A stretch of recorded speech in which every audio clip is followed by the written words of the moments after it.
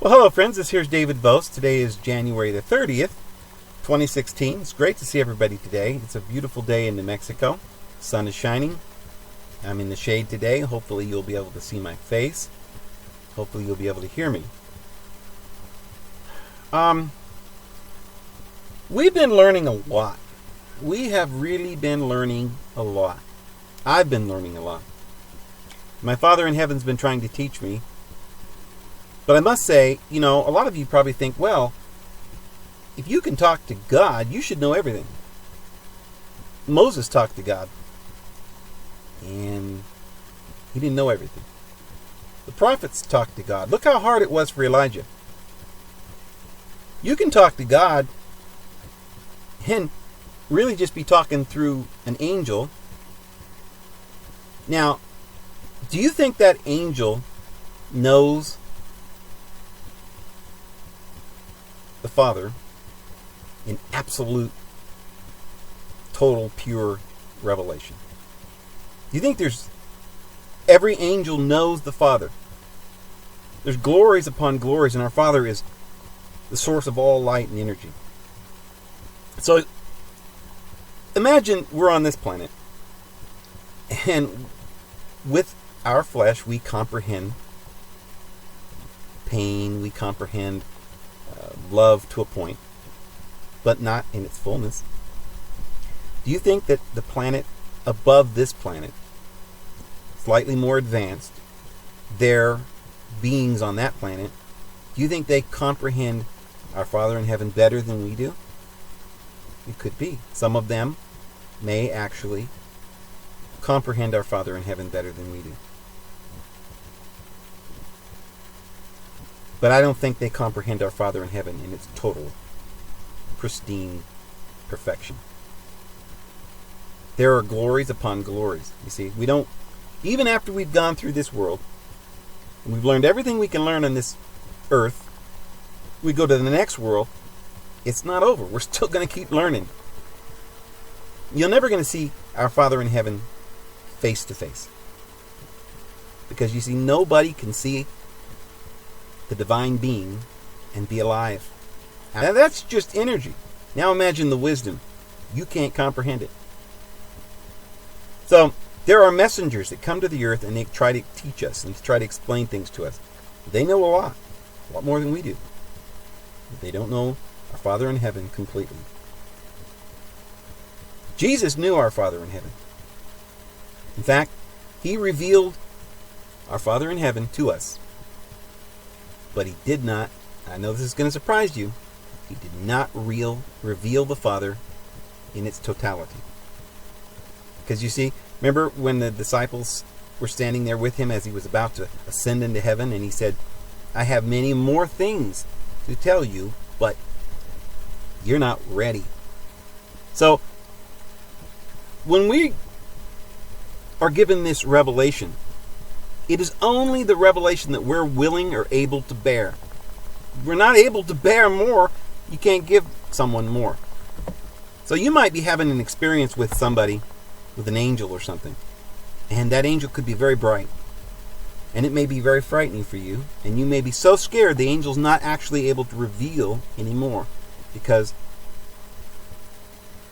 you may actually get sick. Emotionally, you could not handle it.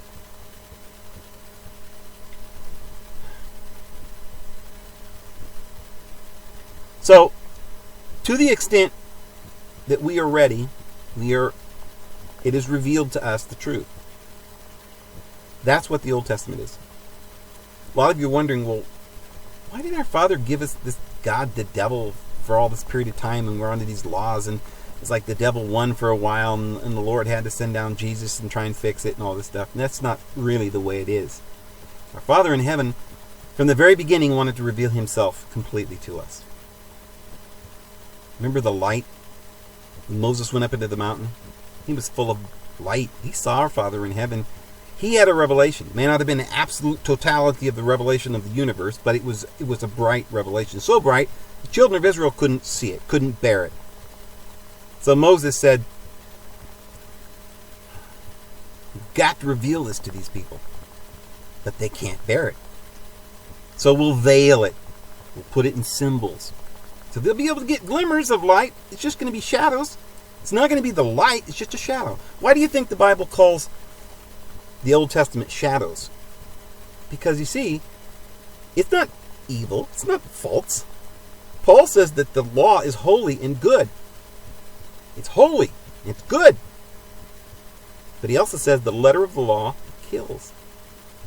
He also said that the law was the administration of death.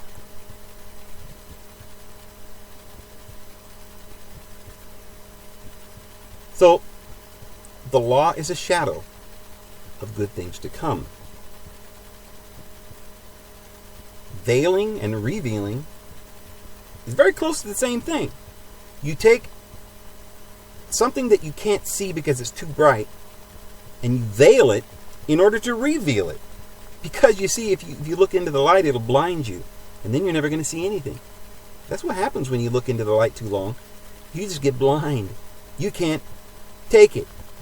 So you look into the light only by putting something over the light, and maybe you can see a little part of it outside of the light, but you cover the sun with the black disc so you can see the eclipse. See, a lot of times we'll see the sun eclipse, and we're able to look directly at the sun because it's eclipsed, and it makes the sun look orange or something. So we're not seeing the sun in all of its glory. So when you look at our Father in heaven through the Old Testament, you're seeing our Father in heaven the best they could. See, our Father in heaven would have sent them an angel that could have revealed it all to them. They didn't want that. So he said, I'm going to send, all right, this is what you want. I'm going to send down mine angel. The angel of our Father in heaven. Jehovah's the angel of our Father in heaven. He came down, and he did not pardon them. Because you see, they had judgment and lust and fear. And so they saw Father in heaven through their own fleshly lust, through their own ego.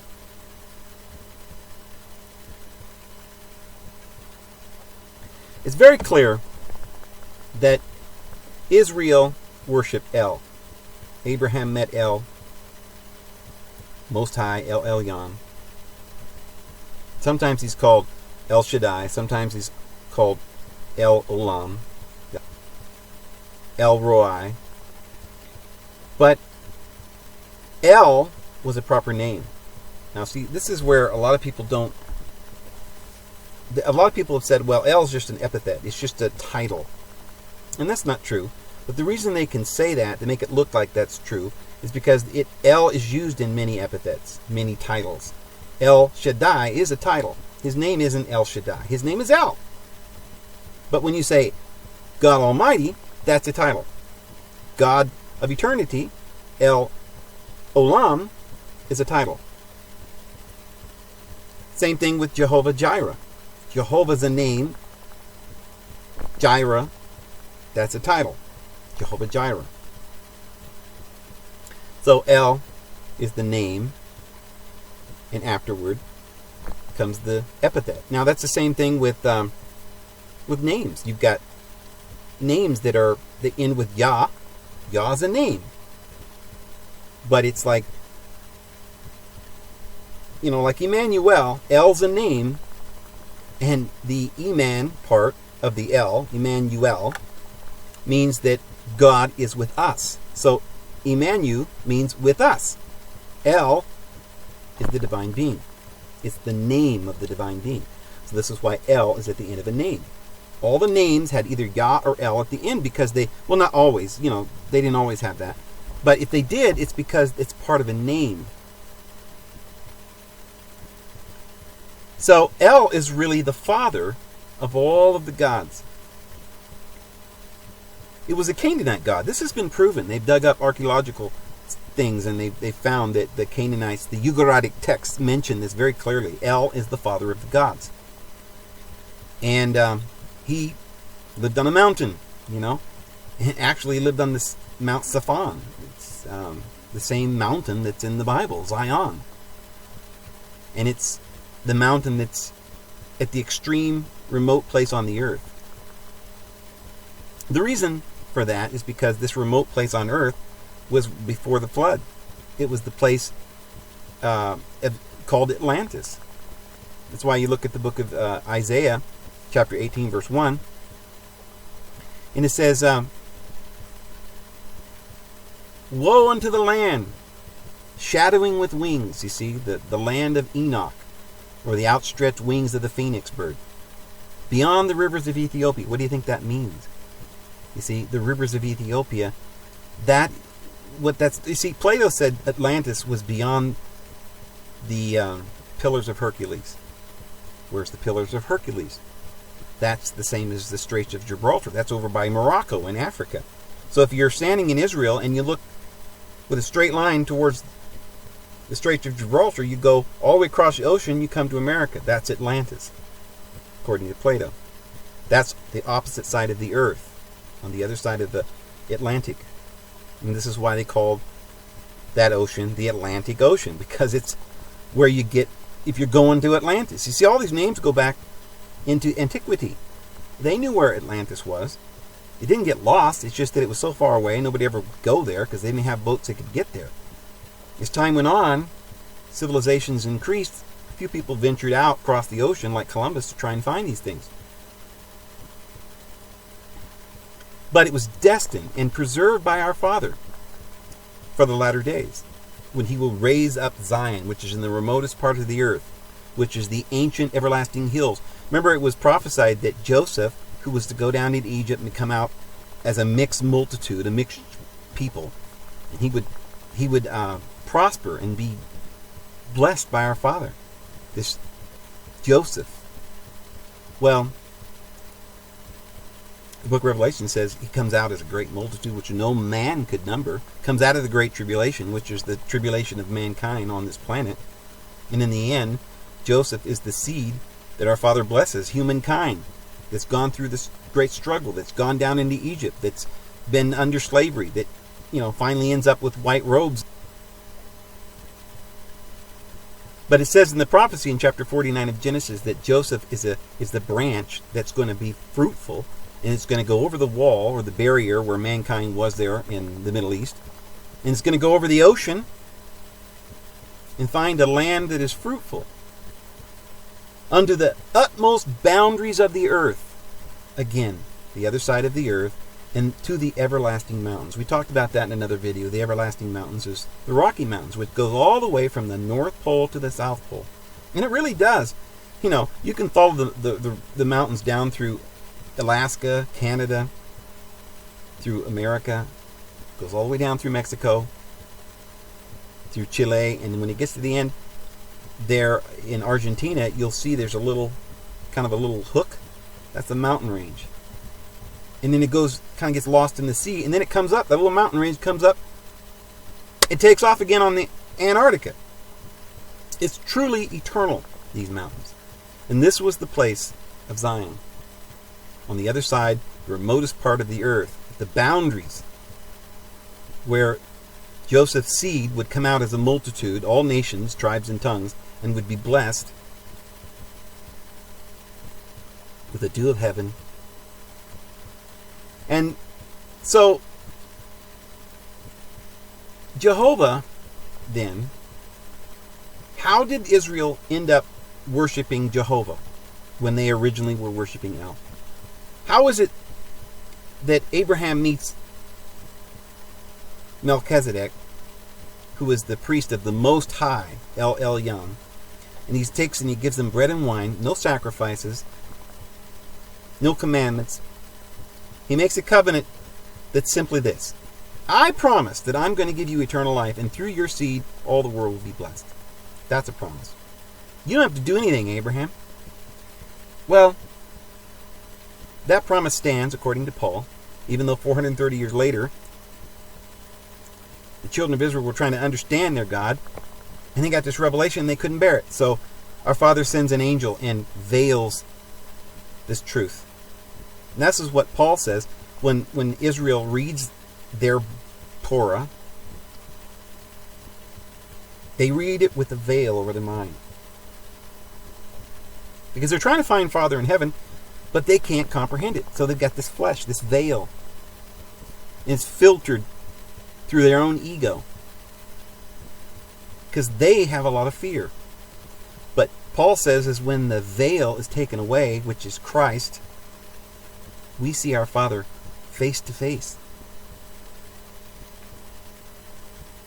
And then we're able to progress from glory to glory. See, so you take away the veil, and what do you got? A revelation. And you've got Christ, who is that revelation of our Father in heaven. So the revelation to the Israelites was their own ego. It could not be revealed to them clearly. It had to be veiled through their own egotistical God who was jealous, and through darkness. They had to see it through shadows. An example of this, it goes all the way down. You've got Abraham who talks to El, and then he talks to Jehovah, and there's all these sacrifices and things, and Jehovah comes down and asks for him to kill his own son, Isaac. And then El Elyon has to come along and provide a lamb. Jacob, he goes to this place and lays his head on a rock. Same rock that Abraham had already anointed there when he saw El Elyon. And so Jacob comes along and he lays his head on this rock, and he sees that the angels of our Father in heaven going back and forth on a ladder. And he calls this rock Bethel, or the house of El. Another time, and I think in the 32nd chapter of Genesis, Jacob is wrestling with this angel. This angel Jehovah, he's wrestling with it. He's going to conquer Jehovah. His flesh, his ego. He's wrestling with these laws, and same thing that we're all doing, trying to understand. And he finally wrestles all night, and he finally overcomes. And then he gets the revelation. He says, "Now you're no longer going to be Jacob. You're going to be Israel, because you have conquered, and you have seen El. You have got the revelation." So Jacob named that place Peniel. A lot of people have noticed that, the pineal gland is how some people say they can see God in vision. So Jacob saw our Father in heaven through vision, through a revelation. But it took a fight. It took a struggle. We all have to struggle with this. This struggle is explained all the way through the Bible. You get down to Elijah, who started the school of the prophets, which is a higher priesthood than the Levitical priesthood. So Moses veiled it. That's the body. The body is ignorant, the flesh. So Moses had to go up to the mountain to receive the revelation. And it was so bright he couldn't take it. So he veiled it and brought it down in the physical. So that was the body. But remember, Elijah has a chariot. So it's like a vehicle to get to our Father in heaven. That's our soul. So you get the body, you get the soul. And then Christ comes, and he's that spiritual being. So that's why there's this Mount of Transfiguration. See, we're transformed from the physical to the soulical and to the spiritual. We're transformed from glory to glory. This is the Mount of Transfiguration. So Moses brought the truth to the world, but he veiled it and brought it into the physical realm. Elijah was able to take that vehicle and make that revelation. You see, remember, Elijah had to go up to the mountain to try and understand God, to try and figure out. He didn't understand. He didn't have that revelation. He was searching. He says, "I can't find you, Father. I can't find you." Well, he stood up on that mountain, went into a cave where I couldn't see anything in there. It was dark. And then there was lightning and thunders and earthquakes, and the divine being wasn't any of that. Finally, he found our Father in heaven in a still small voice. This was Elijah trying to understand the true God. That's why his name was Eli Yah. See, it's both El and Jah. Remember when Jesus was on the cross and he cried out, "Eli, Eli, Eli"? They thought he was crying out to Elijah, but he was crying out to Eloi. Sorry, I had to stop for a minute. So, Elijah is El and Yah. Eli, Yah. Elijah. See, this is another thing that's kind of confusing. I mean, why is God's name sometimes El, sometimes Eli? Eloah. It's all the same because it depends on the tense of the name, depending on the sentence that you're going to use it in. Just like Jesus. His name wasn't Jesus. That's just the tense of his name in that sentence. If you look in the Greek, his name is sometimes Isun, or sometimes Isu. But it's come down to us as Jesus for some reason. But we say Jesus, but it's just Jesus. Same with our Father in heaven. His name is El. Depending on the sentence, the structure of the sentence, depending on the tense of the word, it can be Eli, Eloah, or Elah. Those are different tenses. But the name is El. So, Elijah, the whole story of Elijah is about understanding El. Understanding El through Jehovah. Because we can only understand our Father in heaven through our own ego, through our own flesh. You try to understand our Father in heaven through fear, and you don't get very close to it. It's vague. See, so it's very similar to what happened with Moses. Moses was trying to reveal our Father in heaven and veiled it. Well, Elijah was trying to reveal our Father in heaven by trying to get to it, by trying to get in a chariot and ascend and then bring that back to the earth. Because later on, Elijah is found on the earth, and he transfers this information and this spirit and this knowledge to Elisha, to his students. And that information and that revelation is transferred to the prophets. So, we get the story there of Elijah that helps us understand what the Old Testament's really about, see? Almost all the stories are basically, each one is like a little parable of the whole thing. We talked about how Israel went into Egypt, went into slavery. This represents all mankind. We went into slavery. Well, we got Elijah. Now, remember, the land had been taken over by Jezebel. Okay, that's this whore that the book of Revelation talks about. She rides the beast. She has control of the beast. The beast is the carnal flesh. So the woman is the body. And she has a relationship with Christ, and she's a virgin. She has a relationship with our Father in heaven. She's a virgin. She gives birth to the Christ. But if she has a relationship with the physical, carnal world, then it's an impure relationship. So that's why it's called a whore. And that represents the soul of man as it is. See, we've lost our relationship with the spiritual nature, and now we're having a relationship with the flesh. It's like a whore, and we're ruling over this flesh. So Jezebel represents the state that Israel was in, and her and her husband Ahab were ruling over, and he was a wicked king. So Obadiah was one of these prophets, and he didn't know what to do because they couldn't get the truth to the people because they were in this state. So he took all these prophets and he put them in a cave. That represents the fact that the prophets couldn't see or understand or know the truth because they were in darkness. They were in this cave. Same thing happened to Elijah. He was in a cave, feeling sorry for himself, wanted to die, take his life. This is how we all feel in this world when we don't understand, when we're letting our ego and our fears and our lusts take over. It's just very confusing. No revelation from our Father in heaven. But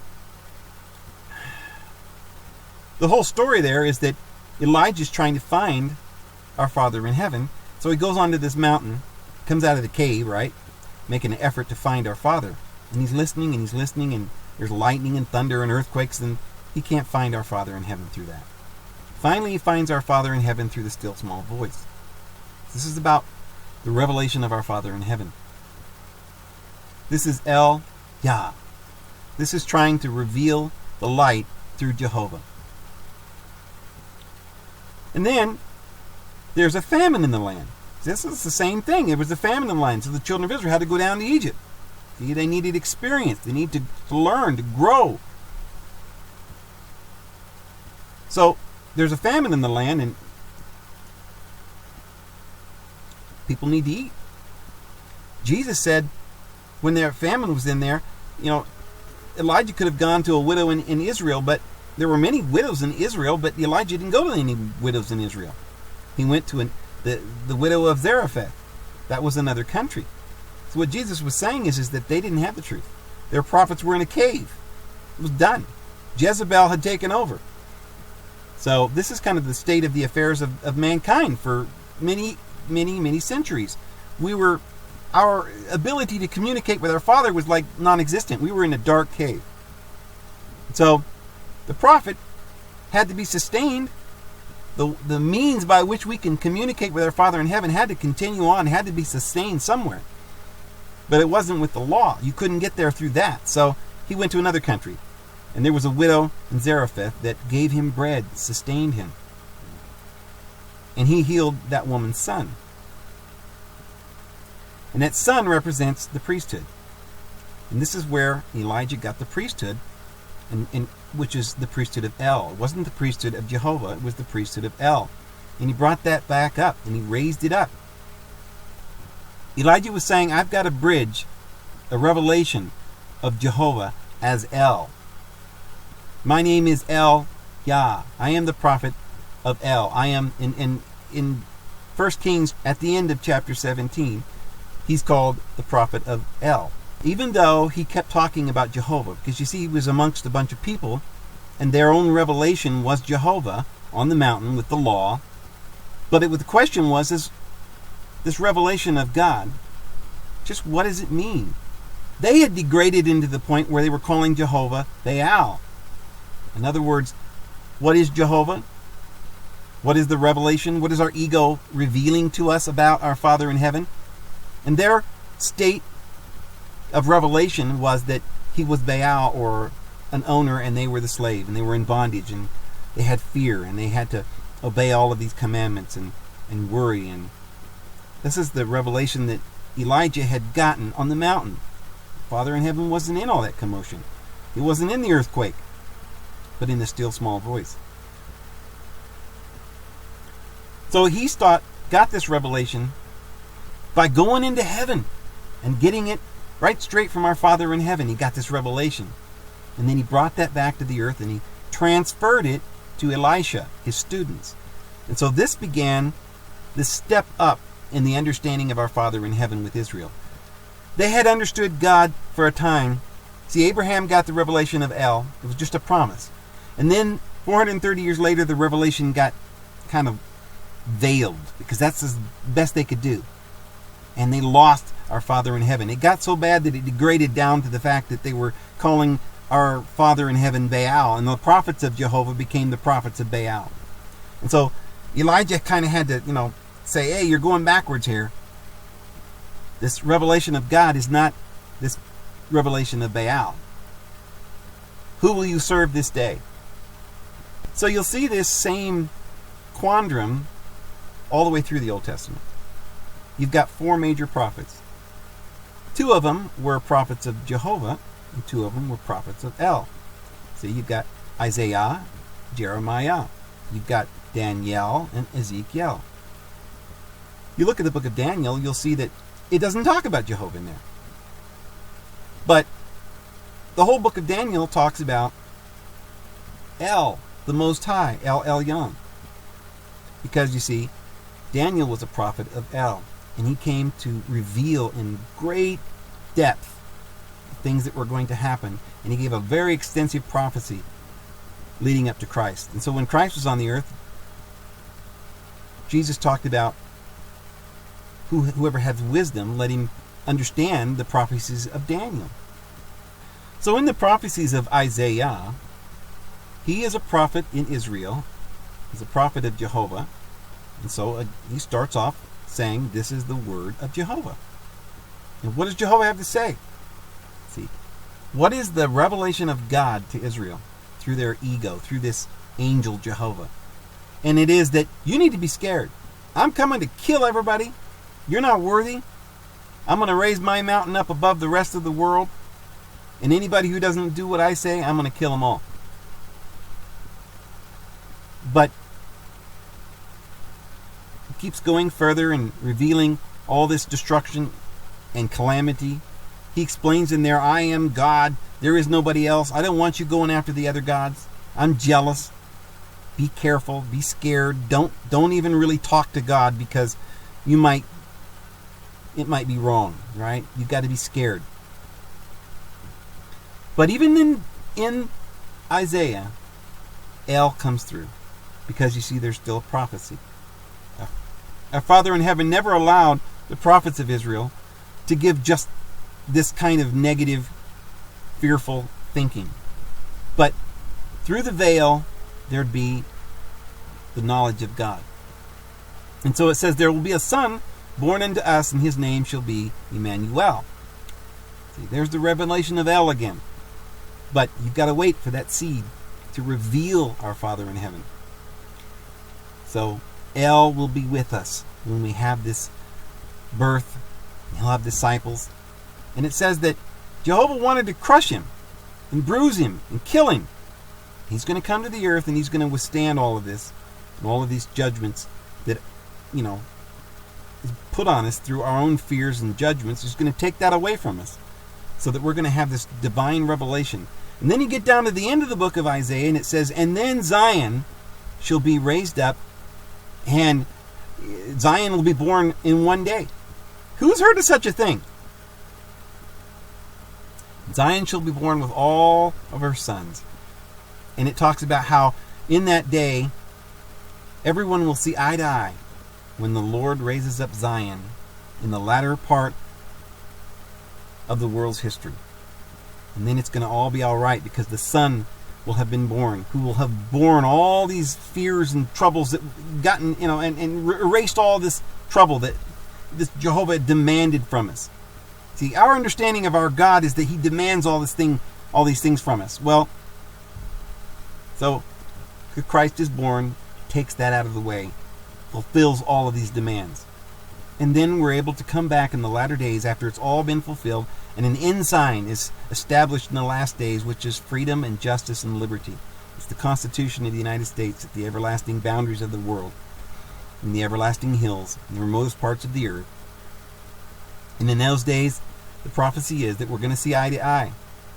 We're going to overcome. By the word of our witnessing, we'll overcome. So even the prophets of Jehovah reveal the truth about the Father El. And that truth of El is always revealed through the Son. That child that's born, Emmanuel. So I hope that helps a little bit, friends. And we'll probably talk about this a little bit more, because it's a revelation. It takes a little bit of work to get it, to understand it. But it's all the way through every one of the parables. You see, there's a lot of scholars today that are delving into this and saying, well, wait a minute now. Israel used to worship El, and then they worship Jehovah. And there's the Yahwistic and the Elohistic and the priestly documents. And some say Jehovah is their God. Some say El is their God. And then they say, oh, but here when Moses went to the mountain and found Jehovah, and Jehovah said, I used to be known as El Shaddai, but now I'm, Jehovah. But I was not known unto them as El Shaddai. And they're saying, see, it's kind of indicating that what the priests were doing was trying to transition between El and Jehovah, and it's the same God. Well, it's not the same God. It's a revelation of God. And that revelation of God grows and gets brighter from day to day. The day star finally arises in our hearts. You see, and that revelation comes to us. Remember what Jesus tells Peter? He says, who do you say I am? Peter says, you're the Son of the living God. And Jesus said, nobody revealed that to you but our Father in heaven. This is the revelation. And upon this rock I'm going to build my church, and the gates of hell will not surpass it or overcome it.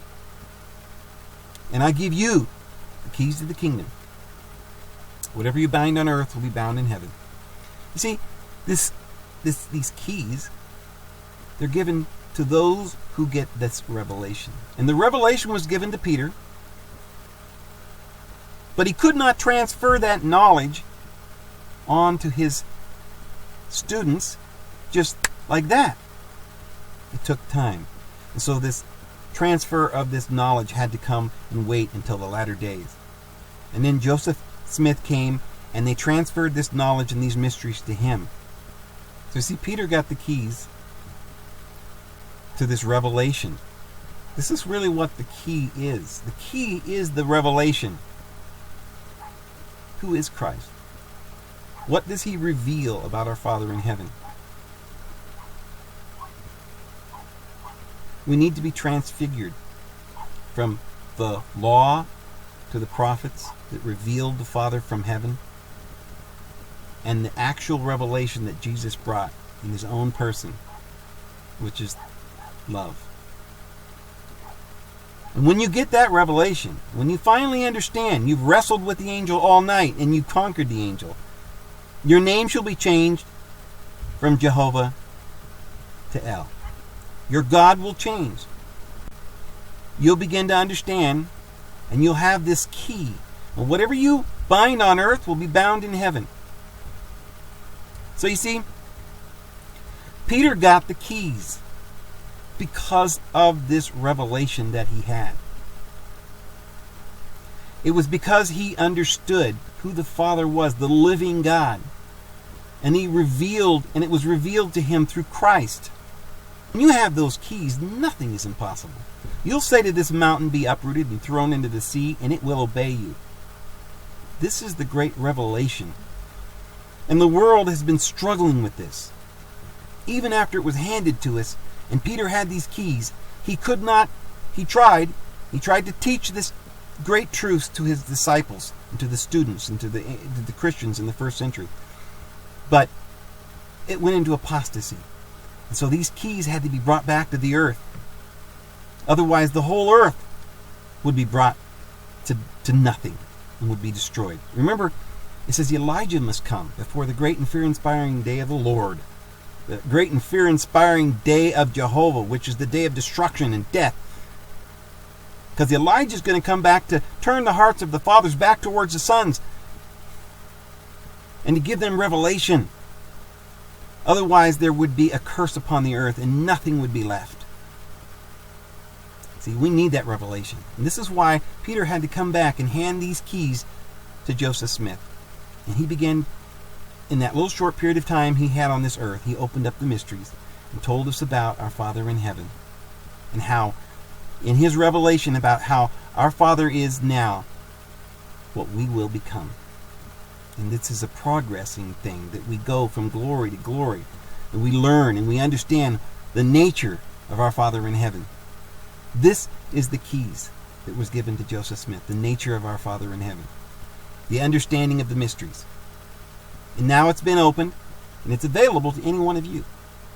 If you'll receive these keys, which open the door to everything that you can ever possibly imagine, peace, to happiness, and to all authority in heaven and earth. And these keys are available to anyone. Will you take the keys? Will you open the door?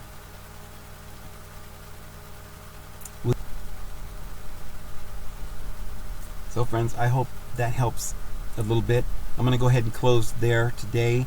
We'll talk about this more tomorrow. And you guys have a great day. This is David Bose, and I'm going to sign out.